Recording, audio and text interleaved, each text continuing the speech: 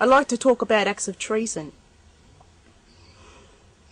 The acts of treason that were committed by the admirals, namely the viceroys, namely Governor Phillip, Governor King, and all the governors that have ever stood on our continent and supposedly ruled over us and their subjects.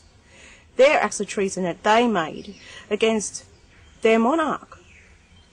You know, we've been told throughout all their laws, their statutes, everything, their acts, that the monarchs have no sovereignty here, and that their subordinates, the viceroys, the governor-generals, or the governors, were told not to bring their monarch's sovereignty into our realm, or the realm of our neighbours, namely New Zealand and Fiji and the Torres Strait Islanders, all of these realms upon this continent.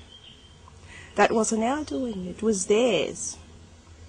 And that's the point that I'd like to make clear, that the rest of the viewers who see this, you know, this is the truth and fact. This is the truth and fact, and it's a fact that, and the truth that we've been denied as people, the sovereigns upon this country, or I'll continue to say continent, because this is a great continent with many, many nations.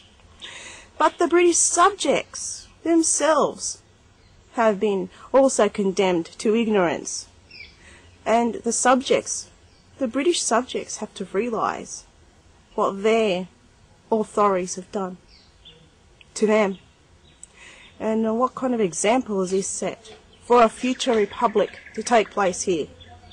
Have the same kind of leadership in place?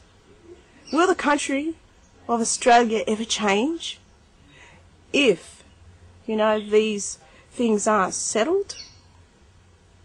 This is what we must look at if the populations of this continent will strive for something better. That's all there is to that. There's no way forward in truth and honesty. We have to remember that this colony was built on lies. In fact, I'll go as far to say this colony is ruled by a kleptocracy. A kleptocracy is governance through thievery. And this is the truth and fact. Natural law. Natural law is an international law, and it's a law of all peoples.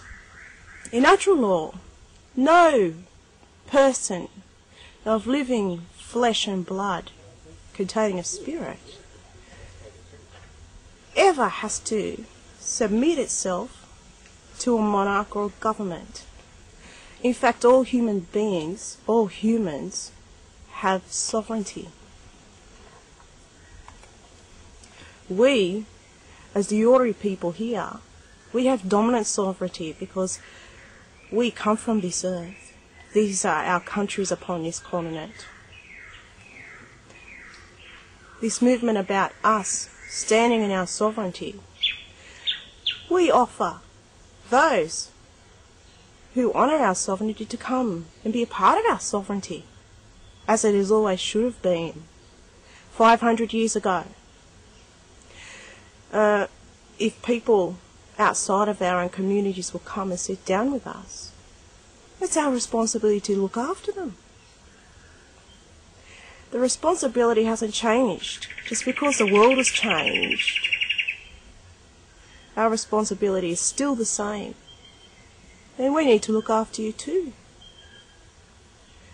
You must make the choice though. Which way do you want to go? Do you want to stay enslaved to the Commonwealth of Australia and the British as a British subject? Or would you like to sit down with us and honour freedom? Our law is about that. Honour the land as who she is. She'll look after you. In our ways, we can't own the land.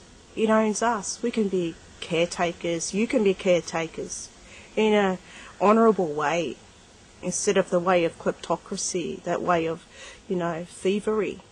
Do you still want to be party to this? And I ask you this today, at this moment, if you're listening now, You've got a choice to make.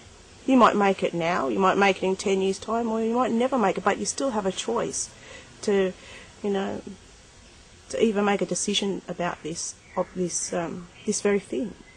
It's up to you. We've made our choices to be who we are. We're sick of not being free upon our own lands. We're sick of coming under the jurisdiction, an illegal jurisdiction to us. We honour our own jurisdiction. It is God-given, and God has given as well. It is what it is, and we live for it. This movement is fueled by peace and harmony. In no way will we want to pick up any weapons to, assert our way. There's no need for it. And this is something that must be remembered. Just a quick word about the word acquiescence. Acquiescence means to give up your sovereignty. As what we've been talking about, we've never given up our sovereignty, neither today nor through our ancestors. But the important thing about acquiescence to us today is that we can be in any position to acquiesce.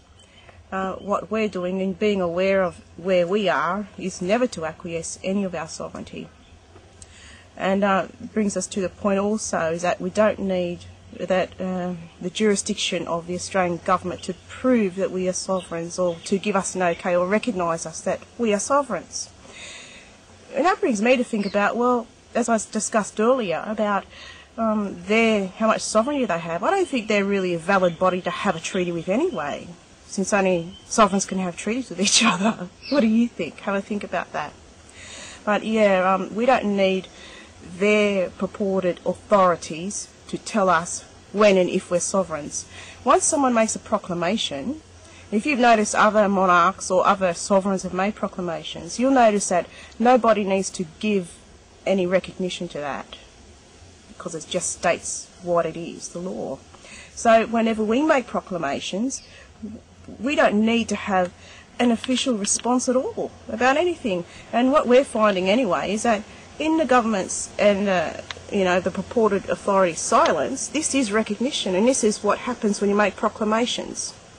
The recognition happens in that when we refuse to sit in their jurisdictions like their courtrooms, then it is honoured, meaning we're not going to get carted away to jail and things like that, because that's not where we're meant to be. And it's a legal act that any of our people, our brothers and sisters and cousins or aunties and uncles who have ever been sitting in a courtroom, that is an illegal act. No one was meant to be judged. We're not to be judged as a people because we are sovereigns.